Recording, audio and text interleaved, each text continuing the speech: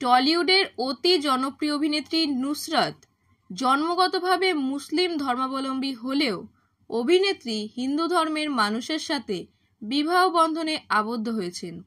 এতদিনে বহু হিন্দু ধর্মের মন্দিরে দেখা গিয়েছে অভিনেত্রীকে। ঠিক সেরকমই অভিনেত্রী হিসেবে নুসরাত ভারুচা বলিউডের ফিল্ম দুনিয়ায় যথেষ্ট পরিচিত নাম। তার সঙ্গে নিশ্চয়ই নতুন করে আলাপ করানোর প্রয়োজন নেই। সম্প্রতি ছড়ি 2-তে দেখা গিয়েছে তাকে। আপাতত সেই ছবি নিয়ে বিভিন্ন সাক্ষাৎকারে মুখোমুখি হতেই নিজের ধর্মীয় বিশ্বাস নিয়ে কথা বললেন নুসরাত। নুসরাত ভারুচার বিশ্বাস ঈশ্বর এক, কিন্তু তার কাছে পৌঁছানোর পথ অনেক। অভিনেত্রী বলেন তিনি নামাজ পড়েন, রোজা রাখেন এবং কেদারনাথে গিয়ে নন্দীর কানে ইচ্ছাও প্রার্থনা করেন।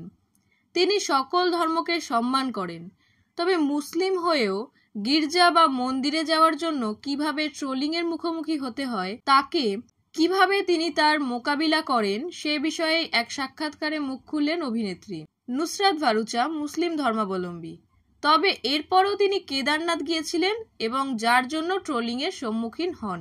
শুভঙ্কর মিশ্রের পডকাস্টে নুসরাত এই প্রসঙ্গে বলেন, আমি শান্তি অনুভব করেছি।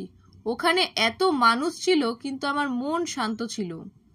আমার মনে বা আত্মায় কোনো অস্বস্তি ছিল না। আমার মধ্যে একটা স্থিরতা এসেছিল, তাই আমি সেখানে বসেছিলাম। সেখানে অনেক আওয়াজ ছিল, কিন্তু আমি শুধু বাতাসের আওয়াজ শুনতে পাচ্ছিলাম। আমি ইসলাম ধর্ম মানি, কিন্তু শিব আমাকে শান্তি দেন। আমি তো বৈষ্ণব দেবীতেও গিয়েছি, শিবই আমাকে ডেকেছিলেন। নুসরাত জানিয়েছেন তার পরিবারের সদস্যরাও উদারমনা। তিনি তার কাকিমার সঙ্গে গির্জায় গিয়ে মোমবাতি জ্বালিয়ে আসেন। নুসরাত আরও বলেন, তার বাবা মা বলেন বিশ্বাস ব্যক্তিগত বিষয়, এটা কারোর উপর চাপিয়ে দেওয়া উচিত নয়। যে প্রার্থনায় আপনার শান্তি মেলে সেটাই করা উচিত। নুসরাত বলেছেন, আমি নামাজও পড়ি। আমি ওটাকে সঙ্গে নিয়েই ভ্রমণ করি।